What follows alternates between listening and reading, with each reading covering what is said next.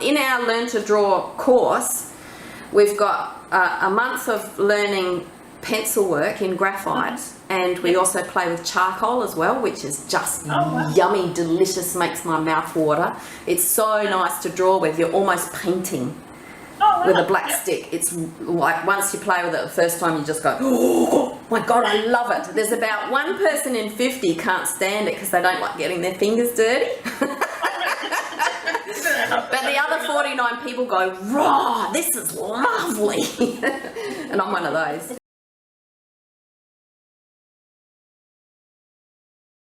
So when you break the stick, it's no good working with a stick of charcoal like this. You want to break the stick. So over the page, we're going to start playing with some brush magic. The way you break a stick of charcoal, I've detailed this in the Zen and the Art of Art book. But you pinch it on either side of the position you want to break with thumb and finger, and you get as close as you possibly can, and then you snap over something where the shadow can go. And you just snap it, and you've got a short stick. Well, that's too long. I'm going to snap it again. There. Bit of shadow coming down there. So you get a little short stick and a longer stick.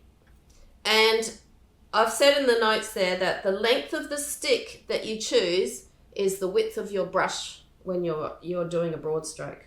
So there is a narrow, sometimes there's a curve on it, so you've got to rotate it. So there's a narrow brush stroke for that short stick, and this is a longer stick. There's a wider brush stroke. It all depends on the length of your stick as to the width of your brush stroke if you're pretending that you're painting with charcoal, which is a lovely thing to do. All right?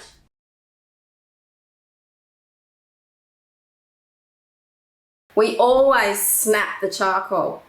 We never use it as a long stick. We break it into little tiny pieces about 1/2 inch long. So you got to take the long stick and you pinch your finger and your thumb on either side really firmly, and then you snap. There's lots of crumbs that'll go underneath, so do it over a paper towel or something. Just snap and get little tiny short pieces. I always keep them in a little tub like this. I can just go into the tub and you can see these little pieces here. See, they're little short pieces. Now, this is the same thing with pastel. When you come to the pastel part of the course, it's the same thing. You buy the stick, it's a long stick, but your first job is to break the stick. Everyone goes, oh, I've got a brand new box of pastels. Ooh, it's so pretty. Look at all these lovely, long, pretty sticks. I'm just going to leave them as that and just draw with the little ends of it. But you're not painting then. So with charcoal, instead of using it like a pencil, where you're just drawing on the end of it, I very rarely use it like that. If I need to do a really sharp line, I'll switch and do, chink on the end of it. When you have your stick of charcoal that's broken, instead of drawing with it like a pencil where you pick it up and you just draw, so it's got a sharp end there and you're just drawing like a end of a pencil, you lay it down flat and you use pincers, just your finger and thumb, and you go down over the top, pick it up like a pincer like this. That's how you paint with charcoal. So once I'm painting with it with pincers over the top, some of you have already seen this in the charcoal course. Instead of just drawing if I draw, it's just like a drawing like this, which is lovely because you can do amazing things with charcoal. In the lesson I show you how you can do all these amazing things with that. But if you're painting, you want to go down over with a pincer and you can actually do a paint stroke like that. Bang. So you can just cover a huge amount of your paper with the charcoal. You can also tilt it so you've got pressure on one end of it. So you go hard edge and a soft edge. See that? It's got a hard edge along here, but it's a really soft edge along here. So in the example I show you when you're doing a lemon, you can do a tilt and do a hard edge in the shadow underneath, and it comes out to a soft edge outside there. So you get instant gradient in a couple of seconds.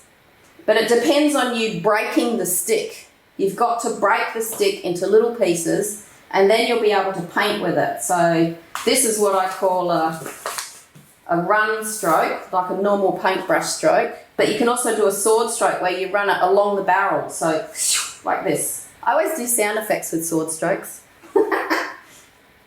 Just run it sideways along the length of the barrel, and you get these really sharp lines that are quite straight. It helps you to actually do really straight lines by doing a sword stroke along the side of it. But being able to paint with it like a paintbrush opens up a whole world where you can just do things really fast. There's your rose. So it's just a beautiful medium when you start treating it like a painting medium by breaking it up into the little sticks.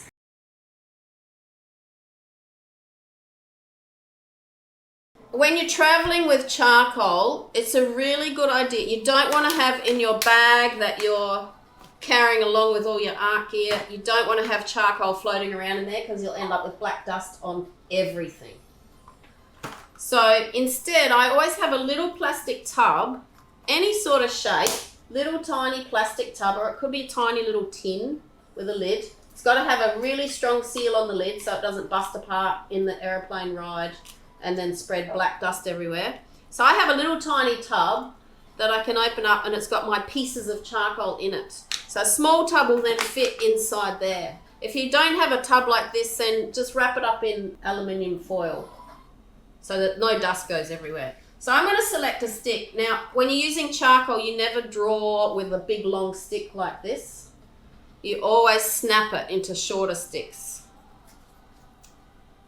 So a shorter stick like that sort of length is much better. Sort of 1/2 inch, centimetre and a bit sort of length. That's a great length because then you can start doing shading really fast.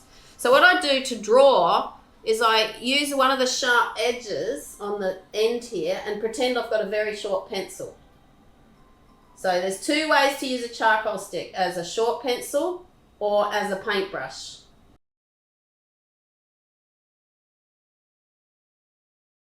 Drag and lift is another really interesting approach.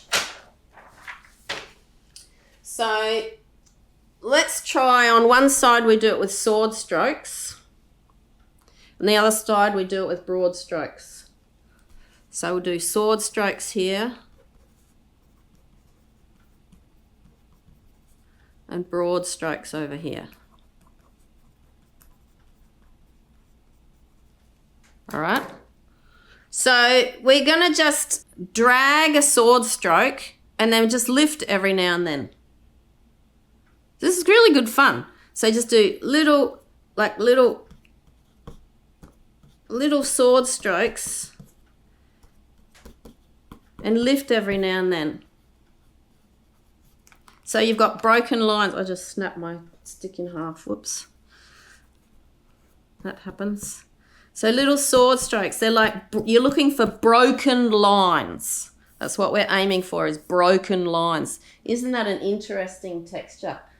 Like it could be the bark of a tree or some rock shale or something. So you can either, you're kind of jumping sideways a bit, but if you're doing one long line and you start to have broken lines, you can make it a longer line that's got breaks halfway along. If I use a shorter stick, you can kind of go, have little broken line segments. And the other way, I need a new stick because I've shattered that one completely. The other way is to do broad strokes. So with a broad stroke, you're taking the barrel and you're shoving it across the barrel instead of along the barrel. So you just do little jumps. It's like a little, pretend your charcoal stick is a little baby lamb at dusk. Has anyone seen baby lambs at dusk? Where they bounce? They just go doing, doing, doing, doing, doing, doing, doing, doing, doing. They're so cute. Oh, I have happy memories down on the farm. So you can just bounce the stick, little tiny short broad strokes of different widths, and look at the totally different texture you get. Isn't it amazing the different things you can do with charcoal? Oh my God! Who knew? So if the charcoal starts to get in your skin and your fingers look black, you don't worry about it, because even though I'm using the baby wipes to get the excess dust off my hands, I can see a bit of a black stain there. It's easy to fix. Soap and water will just take it off. If it gets into dry skin, then you just use the abrasive soap. Like we've got a brand called Solvol here in Australia that's kind of it's got a little bit of grittiness in the soap, and that just washes off really quick. So if you start to see that, like, don't turn yourself into a nervous Nelly because you've got a bit of shadow colour on your skin. It's really easy to get it off at the end of the session. So let's focus on the art we can make with this dirty medium, not the cleanliness of our hands. For me, so long as I get the excess dust off here so that I don't keep smearing black prints on the paper, I'm fine. So even though I've got a dark shadow here, I'm not smearing dark marks here anywhere. Okay.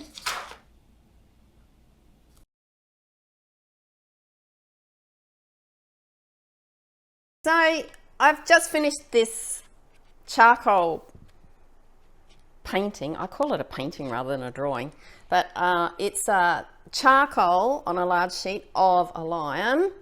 And if you do charcoal drawings, you'll probably find that it's quite annoying with the dust that happens on the surface here. I'm holding it very carefully here in the corners, but you can see that by doing that, I'll just hold with my fingernails here. Can you see that I've wiped off some of that charcoal just by touching it? So charcoal's while it's a lovely, lovely expressive medium, it's also really delicate. Once it's on the paper, it's very, very easy to rub it off. So you have to be super careful when you're storing your charcoal drawings. So I'll show you the tip that I use. It costs next to nothing, and it's a great way to keep your charcoal drawings safe until you decide what you're going to do with it next, whether it's going to be either fixing it. Have a look at another video to look all about how to fix a charcoal drawing, or whether you want to frame it. So have a look at some of those other videos, but I'll just switch the camera around so you can see exactly what I do to protect this drawing in the meantime. So here's what I do. I need to protect this surface so that nothing else rubs against it. It's very difficult to just leave it sitting around and not have a cat walk over it or something. So if you do a lot of charcoal drawings, you kind of need to stack them up. So you need to protect the surface of it against other drawings that are going to rub on it. So this is what I use.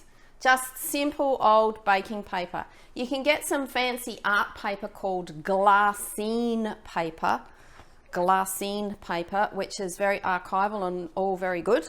But this is very easy to find and cheap, and I have found no problems at all using this. This is not waxed paper. So it's just normal sort of dry feeling baking paper. So if you just tear off enough of a sheet with a little bit of extra length, then I'll fold over the top.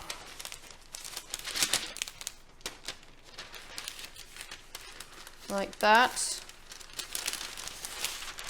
And just put it down and fold. Like that. Then I can very carefully slip the drawing up into there, into that top bit, which means you'll be able to handle the drawing by grabbing it at the top there. Try and line it up before you lay the baking paper down on it. And then once you've laid it down on there, you can then, an extra safe way is to fold the extra little bit down here over the edge. And now you've got the ability to carry that drawing around and keep it safe until you decide what you're going to do with it. So that's how I protect my drawings, just with simple old baking paper. So the only problem that happens with this, and with anything, with any surface that you put over the top of a charcoal drawing, it's always going to grab the charcoal in some way. So I've just laid that down. I haven't rubbed or anything, but have a look at what happens if I lift it up. You can see that some of the charcoal has touched on this baking paper. Can you see little bits of dust in there? It's touched on there and it's actually lifted it up off the drawing. So that is a risk. There's nothing you can do about that unless you fix your charcoal drawing.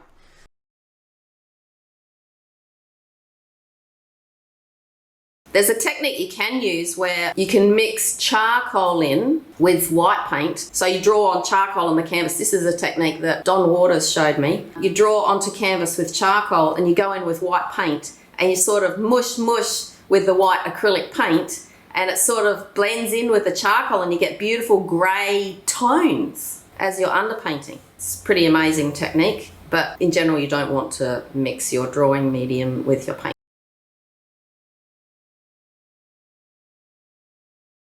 Look at my hands. Where's my baby wipes? I'll use a bit of water. Spray bottle. If you can't find your baby wipes, just spray some water onto a paper towel and use it as a baby wipe. It's only water, not alcohol, so it's not quite as effective, but it will do the trick.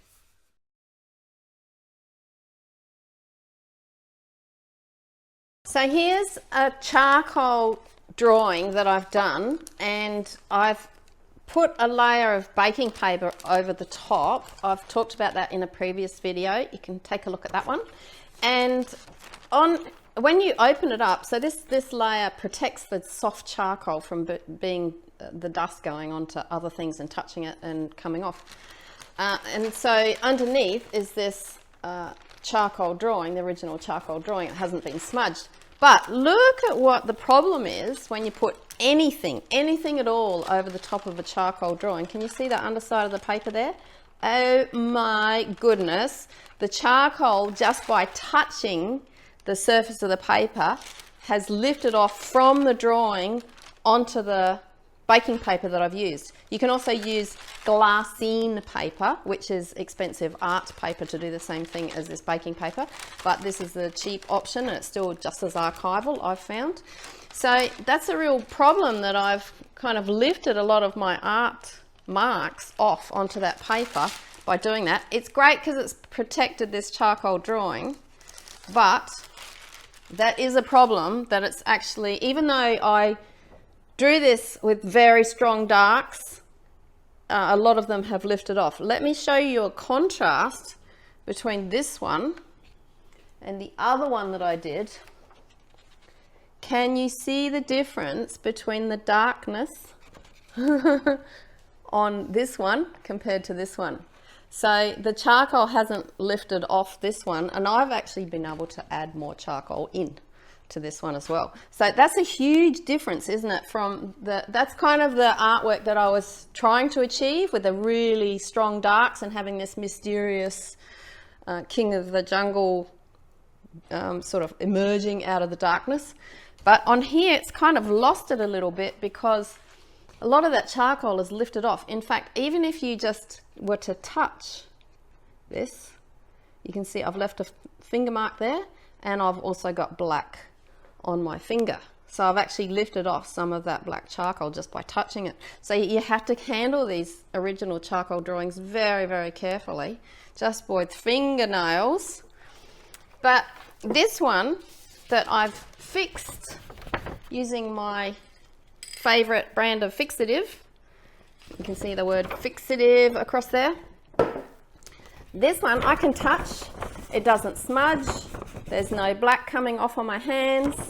I can touch anywhere on the paper and it's solid. The charcoal is solid, there's nothing coming off on my hands. Even if I touch the darkest little areas here, there's no dark coming off there. So any of the dark from here has come off from the other one. So that is a much better result, and now I can handle this and I can just treat it like a normal drawing, like a normal graphite drawing, and stack it up with other drawings. And if you're doing charcoal in a journal, then using the baking paper interleaf is a good idea. But you'll have the same thing, that the baking paper will lift off some of the darkness of your drawing. And so fixing a charcoal, this charcoal here has been fixed.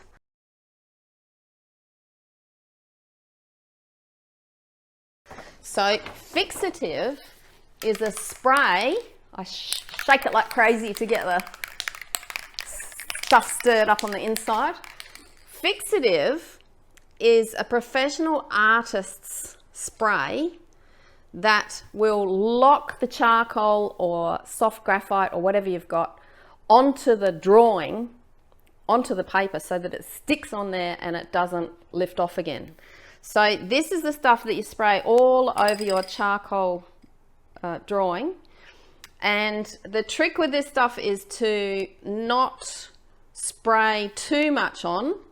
Keep the nozzle at a bit of a distance from the artwork. I usually work on about a foot or 30 centimeters away, and spray very lightly across the whole surface once, and then let it dry before I do the next coat. So what some people do, they get really excitable about this and they drench the paper. As a result, the paper will buckle.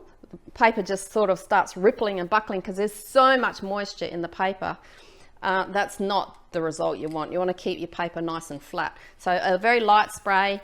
I usually repeat it about 3 times. And the way to test to see whether it's ready after you've sprayed, dried, and then you want to test to see whether it's fixed thoroughly, is to look for the extra strong dark blacks in here, and then put your finger on it and see if any of the black comes off. None of the black is coming off there. In fact, I can rub it and there's nothing coming off. So that's pretty cool. So they're the parts where the charcoal is laid on the heaviest, and they're the parts that need the extra layers of the fixative. If you've just got light areas like this, they only usually need 1 coat. But I do the whole sheet evenly so that there's no buckling that happens. And always test for the darkest areas, because that's the last bit to be fixed in the process. So in a separate video, I'll show you how to actually do the spraying of this one. Just to mention, there's a few different brands of this fixative. There's another brand that I like as well. This one's my personal favorite, but honestly, if you get anyone that says fixative and it's like an artist's material fixative, then that's really good to use. There's a real no-no. There's some people that don't buy the artist stuff and they go and buy a cheaper option, and that's a real no-no. I'll tell you all about that in the next video.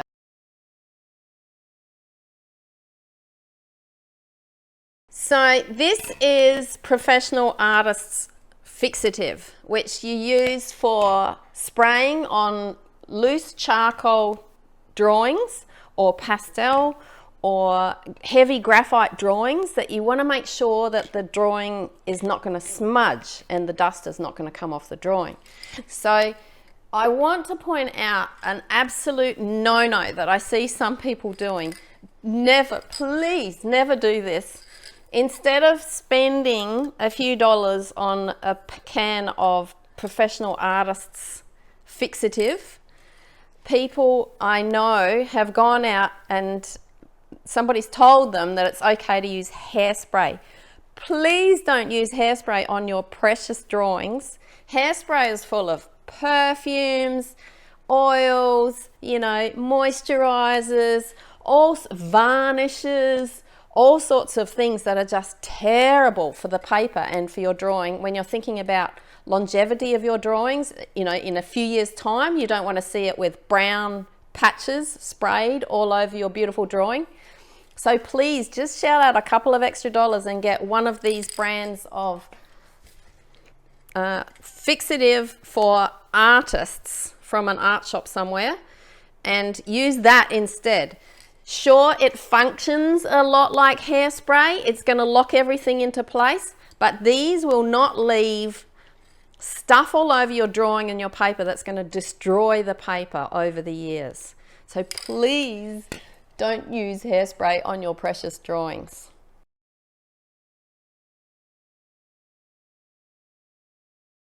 I'm going to show you how to use artist's fixative on a charcoal drawing. Take a look at this. So the first thing you want to do is take your drawing outside. It's not a good idea to spray this stuff on the inside of your house. It'll go all over, all around. It sprays all around the drawing, so it's important to have it outside somewhere where it doesn't matter and you don't worry about overspray. Try and choose a day that's not too windy because you don't want your drawing to blow away and you don't want all of the fixative spray to be blasted away before it hits the paper as well. So take your drawing outside, lay it down flat somewhere where there's no dust. I've swept all around here to make sure there's no dust that's going to blast onto the drawing while I do this process. And so then we're going to come over here and shake this can like mad. It's got a little ball inside that makes lots of noise when you're shaking it. And then we want to get about 12 inches away from the drawing, and that's about 30 centimeters, and just do a light spray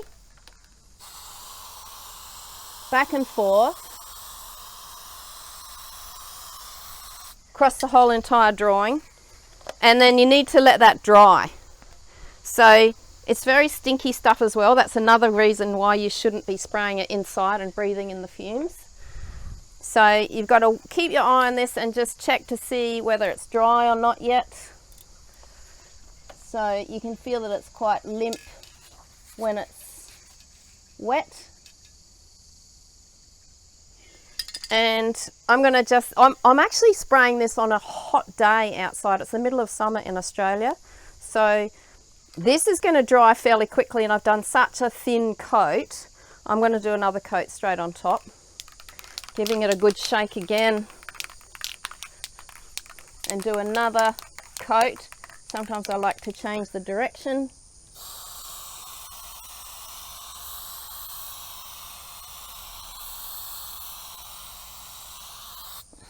But you just never want to let it get to the stage where it's wet and the paper's buckling like crazy. So I'm just going to let this one dry for a few minutes. So you could maybe go and get a cuppa, maybe 15 minutes, come back and see how it is. So the way to test it is to see if the paper's really floppy and feels like it's damp, then you need to let it dry a little bit more. So I might pop it out in the sun for a few minutes and then come back. Okay, so that's really, really dry. It's had a really good cooking in the sunshine oven. And so now I should be right to do my third coat. I know I've got some fairly strong darks in around the eye area here and the nose and mouth. There's some very strong layers of charcoal there that are very thick. So at least 3 coats when you've got something like that.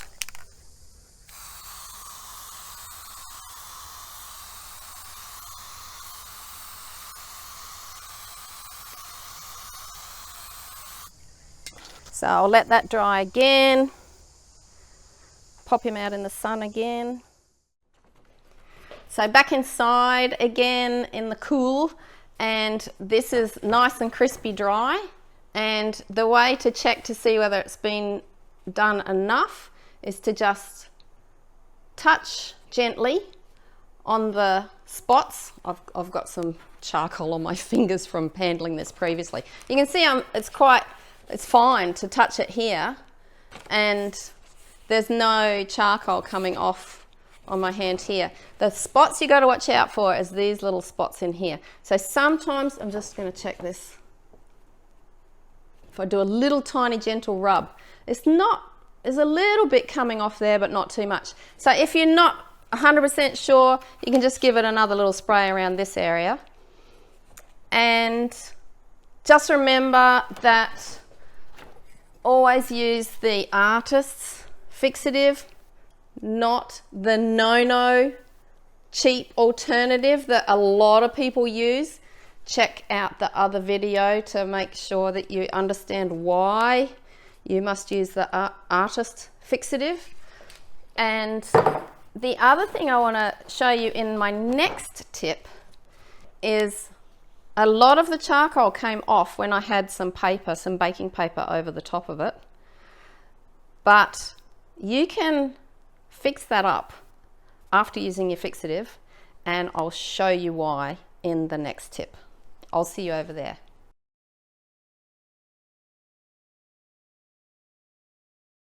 So in the previous Ninja Art tips, I've shown you how to use this artist fixative on your charcoal drawings so that they become really solid and they don't rub off on your fingers when you're handling the charcoal drawing. They're just nice and stable, so you're not rubbing black everywhere and losing half of the drawing.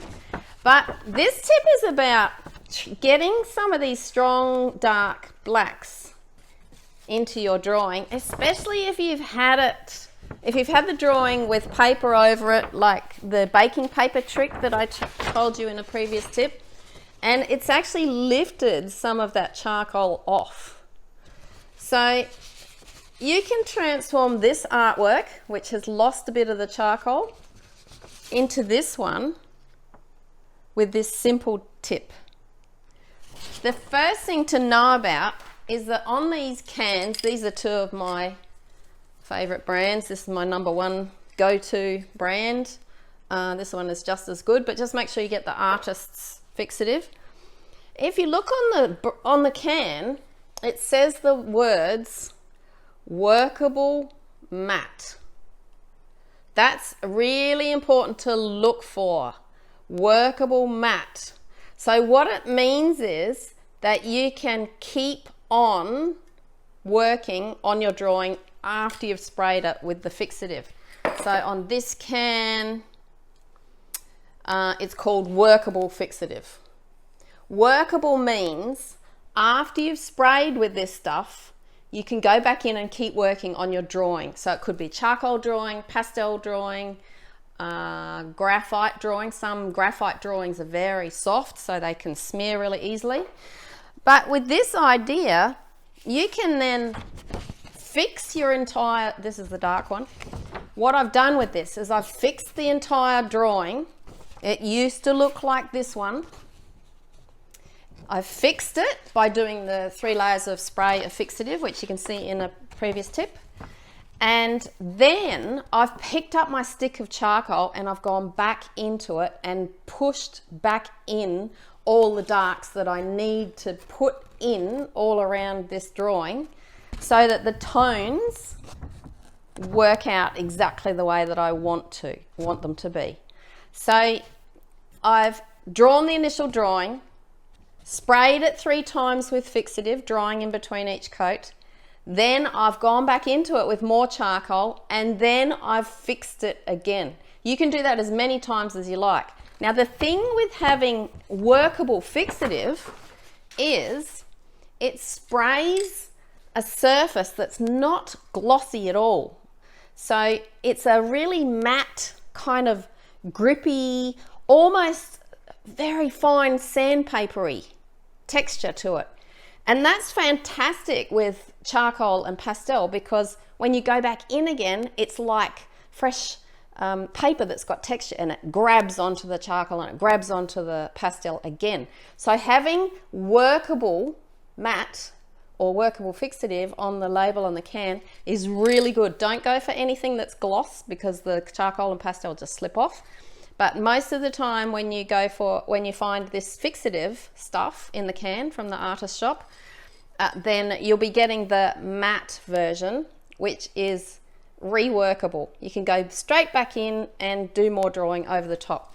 And that's the way that I managed to reinstate all my darks on this drawing. So take a look at the other tips that we've got related to using fixative, and I'll see you over there.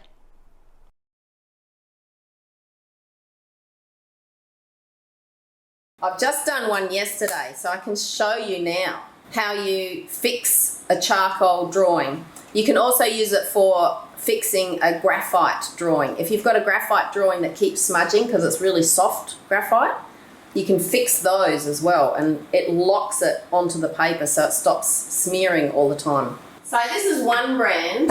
That's not too bad. There's another one that's a black tin, which is German brand. It's a black can and it's got German words on it. Anyway, that other one is my favourite one, but it's way over at the other end of the building in my studio. So long as it's like an artist's materials, like professional artist version. The reason I don't like Micador tends to be very, very cheap, and the way they do it is by substituting cheaper materials. And so it could be just like hairspray sort of stuff in there, or I don't know yet. It could be great. I hope it's great. But I don't use their pastels or their paints or anything because they're all not light fast. They'll fade in no time at all. So as soon as I find that about a brand, I go, what are they doing with the rest of their things? This is National Art Materials brand, and the other one, they're my two favourite brands because I know they're professional artist brands. The two brands that I often use, they'd probably be available worldwide for people who are in the US, Canada and whatnot. I think National Art Materials is... This one's made in Australia too. So this is an Australian brand, National Art Materials. But the one that I often use, the black can that I can't remember the name of, is available worldwide.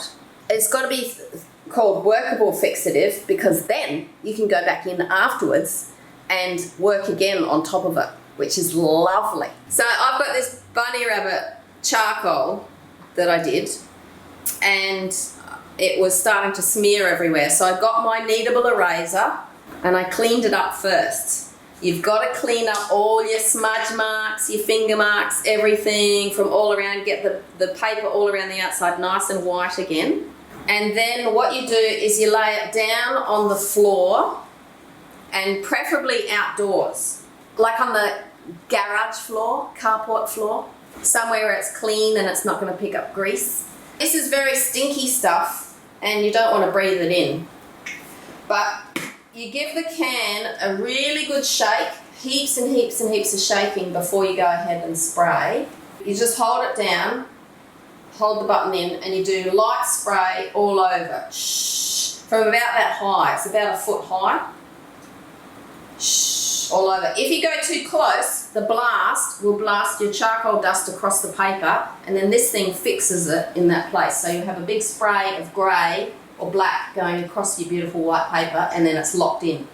So you keep it away so that the dust of your loose dust of your charcoal doesn't move over everywhere else. So this is really good for charcoal, pastel, because that's very loose dust, and graphite when it's really, smudgy. So you just do a single coat all over, then you let it dry. So you want to let it dry between each coat, because if you put too much on there, the paper gets really wet and it starts buckling the paper.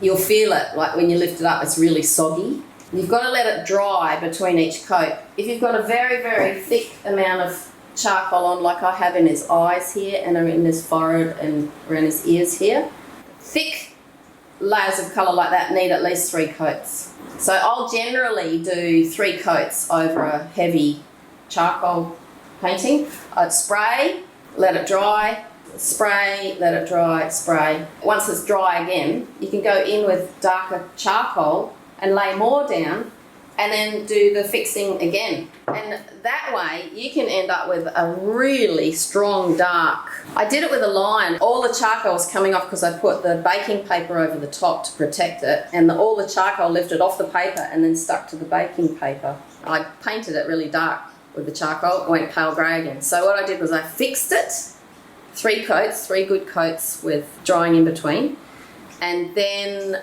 I let it dry and I went back in with the charcoal to get the darker again. Now, when they say workable on the can, what happens is it sprays a bit of a sort of gritty surface. It's invisible, but it's a little bit sort of sandy feeling, which is fantastic because it's not slippery.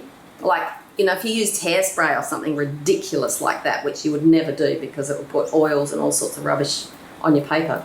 But if you used any other sort of spray stuff to lock it in, it's going to be slippery, and you try and do the charcoal and it just slips across and it doesn't grab it and put it onto the paper. But the workable part means that it's sort of slightly sandy feeling, very fine, but it means when you lay the charcoal back in, or the pastel or the graphite or whatever your medium is, it grips and grabs, so it hangs on so that it's ready for the next fixing. It stays there, it doesn't just slip and not actually glue to the paper. You can handle it, you can touch it. It's like a normal artwork that you don't have to fuss over. Yeah. So I can just put that into a protective bag and it's not going to smear on the bag.